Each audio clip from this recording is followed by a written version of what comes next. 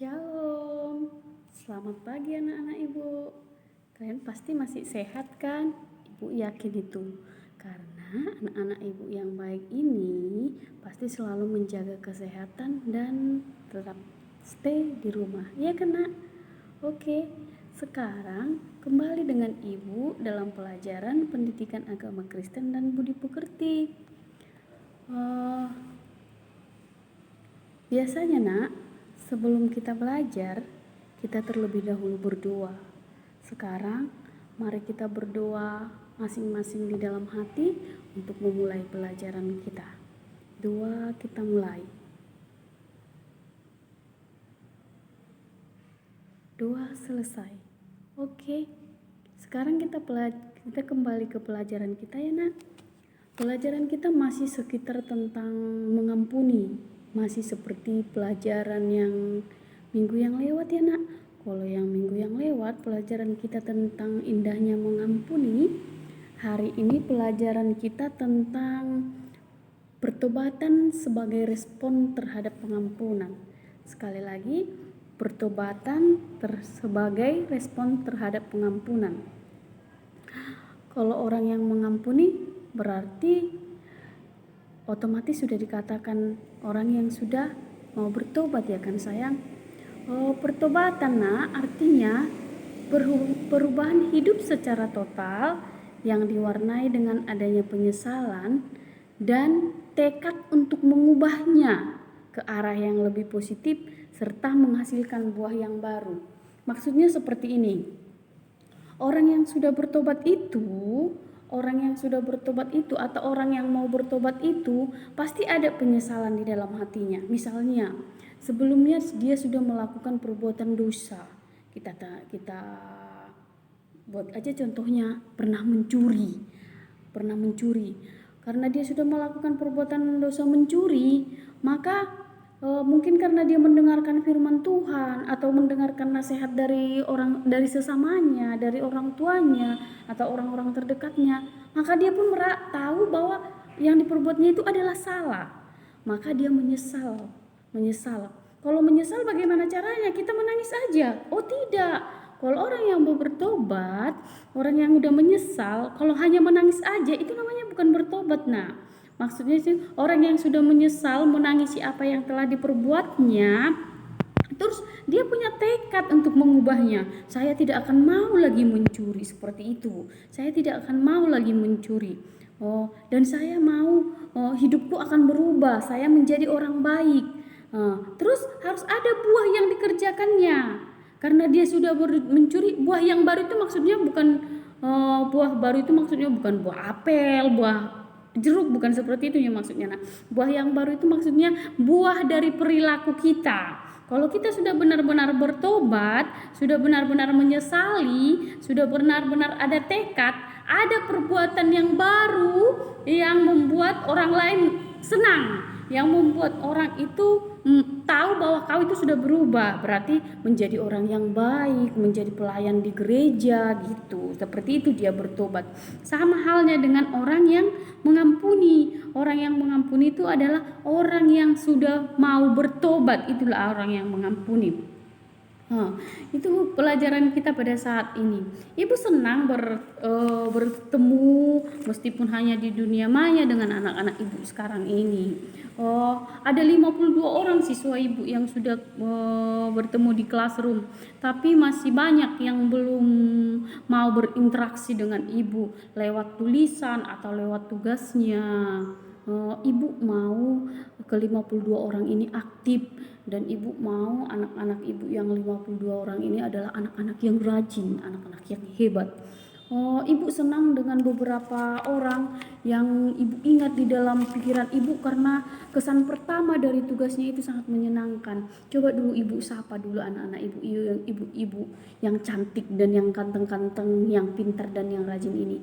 Mana Natasha Rahel, Wilson Gilbert, Natasha Desriana, Puela Limai, Dinda Warni, Stefan Novalino, Mutiara Sondang, Stephen Kriya Mulia.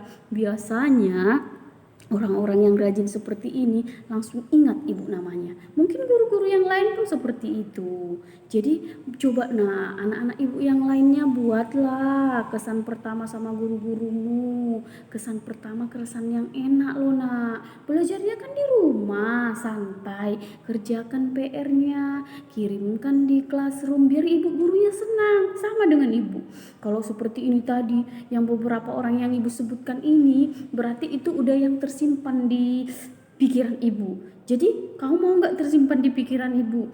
Jangan kita dikenal orang karena kita tidak bisa ya kena. Mari kita dikenal orang karena kita baik, karena kita rajin, karena kita pintar gitu. Nah, ini anak-anak ibu yakin pun untuk tugas-tugas selanjutnya pasti anak-anak ibu ini cepat mengumpulkan karena orang itu udah ada nilai plusnya di dalam hati dan pikiran ibu. Yang lain pun seperti itu, ibu yakin itu. Oke, kembali kita ke pelajaran ya nak ya.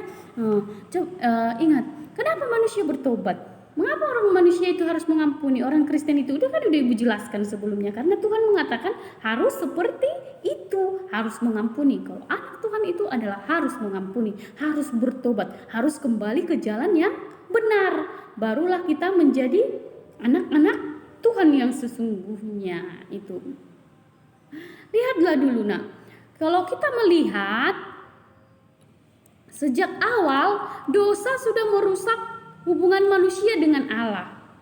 Dosa itu yang merusak. Dosa itulah perbuatan jahat kita itu, atau perbuatan jahat orang lain kepada kita, perbuatan jahat kita kepada orang lain, itu yang membuat kita menjadi hubungan kita rusak dengan Tuhan. Itu dosa itu pertama sekali pada saat kapan ya? Pada saat Adam dan Hawa memakan buah larangan tentang pengetahuan yang baik dan yang jahat. Itu dia. Ketika mereka sudah memakan itu, maka mereka jatuh ke dalam dosa. Mereka jatuh ke dalam dosa karena mereka terpengaruh oleh iblis, menyerupai ular. Itu anak-anakku sayang. Jadi kenapa? Kalau kita tetap hidup di dalam dosa, apa artinya kita hidup? Makanya harus ada pertobatan, harus ada pengampunan daripada Tuhan. Manusia cenderung menuruti hak keinginan hawa nafsunya. Hawa nafsu itu seperti apa Keinginan yang enak-enak di badan, enak-enak yang kita lihat, oh itu enak, itu melakukannya mudah seperti itu. Padahal dia itu adalah dosa. Makanya manusia untuk menghilangkan hawa nafsunya itu, keinginannya akan segala sesuatu itu, makanya manusia itu harus bertobat. Banyak dampak daripada perbuatan dosa daripada manusia. Banyak dampaknya. Yang pertama itu adalah hubungan manusia dengan Allah yang semula itu harmonis Dulunya Adam dan Hawa itu tinggal di Taman Eden beserta semua ciptaannya itu adalah hidup rukun, tidak ada yang namanya dosa. Mereka menjadi kacau balau hanya karena dosa. Dan di mana orang itu? Pertama sekali manusia itu menjadi takut bertemu dengan Tuhan. Adam dan Hawa itu sembunyi karena mereka takut, karena mereka malu. Berarti upah daripada dosa itu adalah takut dan malu Takut itu adalah dosa. Kalau kita tidak takut, berarti kita tidak melakukan perbuatan dosa. Tetapi setiap orang yang melakukan perbuatan dosa, pasti dia ada rasa takutnya, pasti ada rasa was-was di dalam hati. Itu dia. Yang kedua, dosa itu mengakibatkan konflik batin dalam diri seseorang. Iyalah, kalau kita sudah melakukan dosa, contohnya kita melakukan perbuatan kita, contohnya dulu kita mengambil pensil kawan, pasti ada gejolak di dalam hati kita ini. Pasti kita mau pulang sekolah, nampak orang gak aku tadi mengambil pulpennya ya? Ketahuan gak aku ya gitu? Gak tenang kita, bahkan sampai tidur pun kita gak tenang. Besoknya kita ketemu di sekolah pun gak tenang. Ada konflik batin kalau kita melakukan perbuatan dosa itu. Baru terus yang ketiga hubungan manusia itu dengan sesama menjadi rusak. Hubungan dengan sesama itu menjadi rusak, dan hubungan dengan alam juga menjadi rusak. Misalnya kalau kita berbuat dosa, kita tidak tenang, merasa bersalah, atau kita bisa menjadi merusak alam kita juga. Misalnya seperti ini, kalau kita melakukan tawuran tawuran. Bukan hanya kita aja, bukan hanya manusianya, bukan hanya anak sekolahnya aja yang menjadi korban, tetapi alam di sekitarnya pun ada yang pecah, ada yang taman-taman bunga yang terpijak-pijak, kan alam pun ikut menjadi rusak. Baru yang terakhirnya nak, akibat daripada itu adalah kematian secara jasmani dan rohaninya. Kematian adalah dampak atau akibat daripada dosa. Kalau itu udah nggak ibu jelaskan lagi ya nak, udah tahu sampai di situ ya nak. Jadi bagaimana caranya dikatakan bagaimana caranya agar kita bisa bertobat?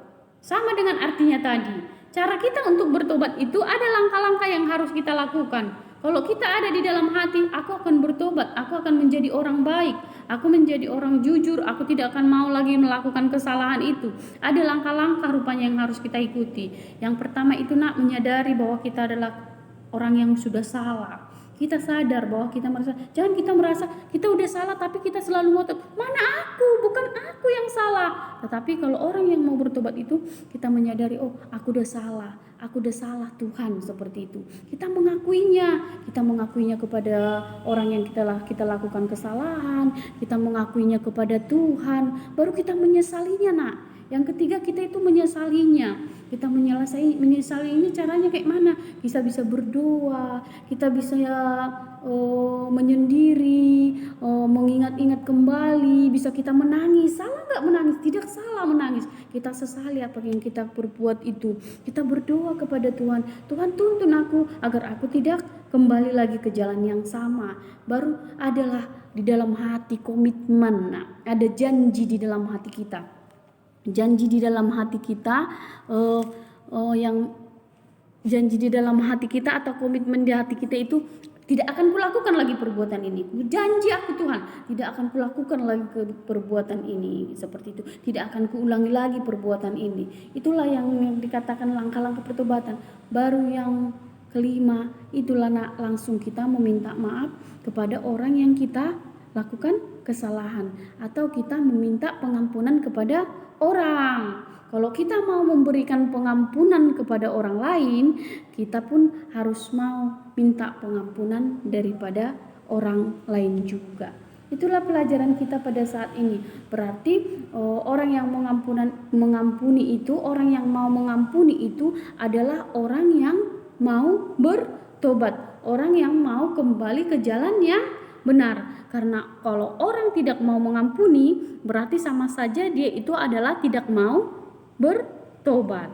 Padahal salah satunya cara kita untuk bisa menjadi ahli waris kerajaan Allah, salah satunya cara kita untuk menjadi orang kesukaan Allah, menjadi pelajar yang dicintai Allah, itu adalah pelajar-pelajar yang mau bertobat, yang mau mengakui kesalahannya, yang mau mengampuni orang lain, dan yang mau diampuni. Itu nak pelajaran kita.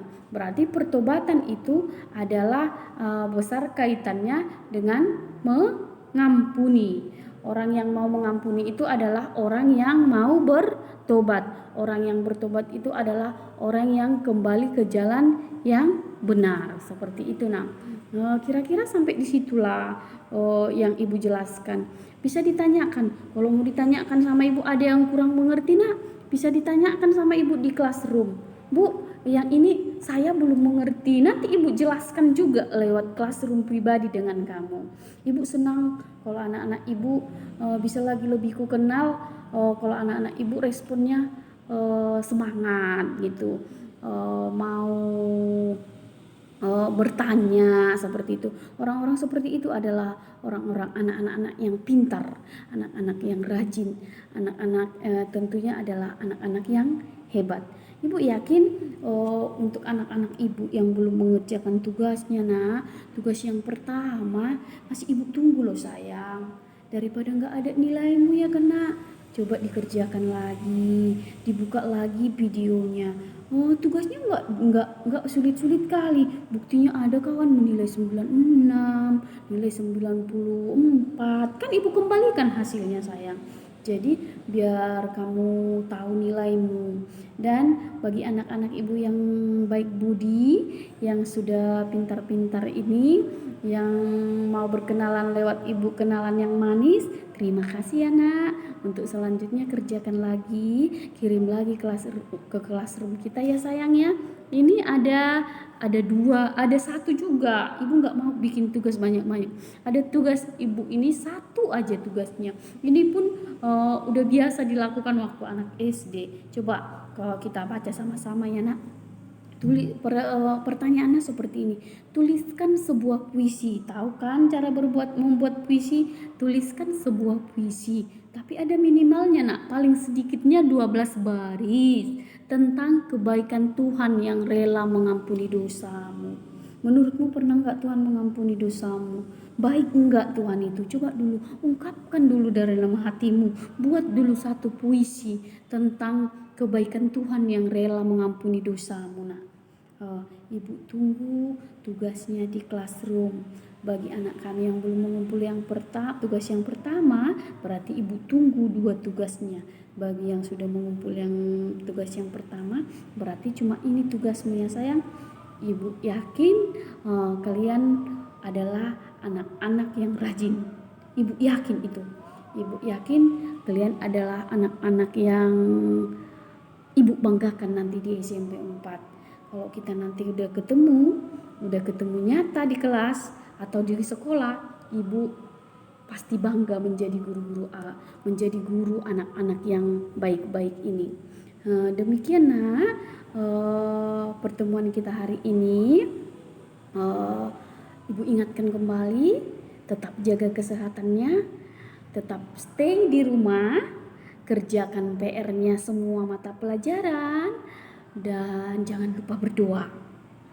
Yang hari kita berdoa biar pandemi ini cepat berakhir, biar kamu kenal sama Ibu Narti dan Ibu kenal dengan kamu. Oke sayang, sampai disinilah dulu pertemuan kita hari ini. Mari kita saling mendoakan agar kita sehat selalu. Nah, sekarang untuk menutup perjumpaan kita, Ibu pimpin doa. Kita bersatu di dalam doa. Allah Bapa, Allah yang baik di dalam surga, kembali kami mengucapkan syukur kepadamu Tuhan, buat segala kebaikan-Mu dan cinta kasih-Mu yang kami rasakan. Engkau telah mempertemukan kami Tuhan dengan anak-anak kami ini di dalam dunia maya. Namun kami yakin Tuhan untuk hari-hari ke depannya Engkau akan mempertemukan kami di dalam dunia nyata kami. Kami akan berinteraksi dengan baik di sekolah yang kami cintai ini. Tuhan berikan mereka kesehatan. Berikan juga kami kesehatan Tuhan, agar kami nantinya dapat bertemu dengan baik. Tuhan Yesus, kami mau memohon kepadamu, pulihkanlah kami Tuhan dari pandemi ini Tuhan, agar pandemi ini cepat berlalu dari bumi yang kami cintai ini Tuhan, agar semuanya berjalan kembali normal Tuhan. Kami rindu Tuhan saat-saat bertemu dengan anak-anak, dengan siswa kami. Namun kami hanya mengatakan semua permohonan kami ke dalam tangan pengasihan-Mu. Tuhan telah mengaturnya apa yang akan terjadi di dalam kehidupan kami. Kami yakin Tuhan, Engkau akan mendengar segala doa kami. Inilah kami Tuhan, anak-anak-Mu. Tuhan, banyak dosa dan pelanggaran yang kami lakukan. Biarlah kiranya dosa kami Tuhan Engkau ampuni, agar kami layak disebut anak-anak-Mu. Di dalam nama anak-Mu Tuhan Yesus Kristus, kami berdoa dan mengucap syukur. Amin. Shalom anak-anak ibu. Sampai berjumpa lagi minggu depan.